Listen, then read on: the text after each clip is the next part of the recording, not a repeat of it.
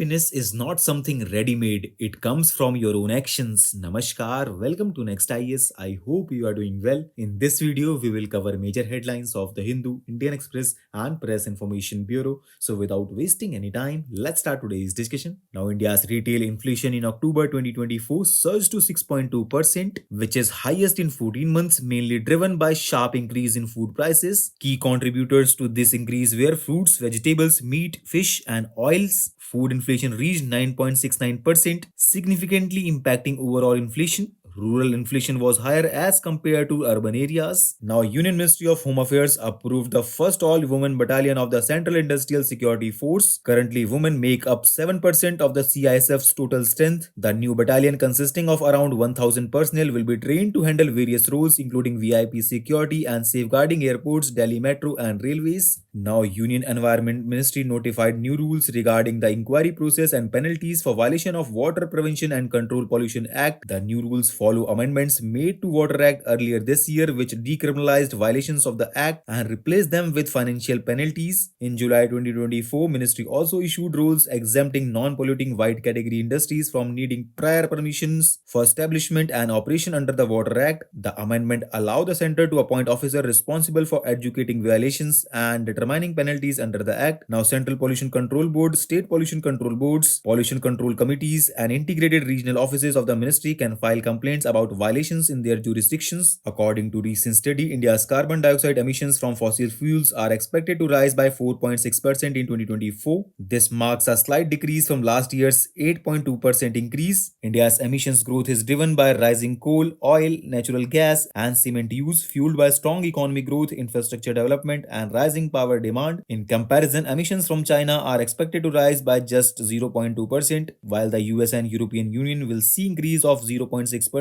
and 3.8% respectively. India contributes 8% to global carbon dioxide emissions, while China, US, and European Union contribute 32%, 13%, and 7%. Now, Defense Research and Development Organization successfully conducted the maiden flight test of the long-range land attack cruise missile with a range of 1,000 km. This new variant features improved capabilities. It is developed by Aeronautical Development Establishment in Bangalore. Once inducted, it will provide Indian Armed Forces with long-range standoff strike capabilities similar to the US Tomahawk missile. Next article talks about World Intellectual Property Indicators 2024, which was recently released by World Intellectual Property Organization. And according to it, India has ranked in the global top 10 for all three major intellectual property rights, which include patents, trademarks, and industrial designs. More than 3 million patent applications were filed globally in 2023, marking a 2.7% increase from 2022. The growth was mainly driven by leading economies including China, US, Japan, South Korea, and India. India ranks 6th globally in patent filing, and it recorded 36.4% increase in industrial design applications. Top sector contributing to design fillings are textile and accessories, tools and machines, health and cosmetics. Now, Defense Minister Rajnath Singh emphasized the government's commitment to creating an adaptive defense strategy to counter modern warfare challenges at the inaugural Delhi Defense Dialogue. Talking about adaptive defense, it is a strategic approach where military mechanisms evolve to counter emerging threats, focusing on situational awareness, flexibility, resilience, agility, and integration with futuristic technologies. And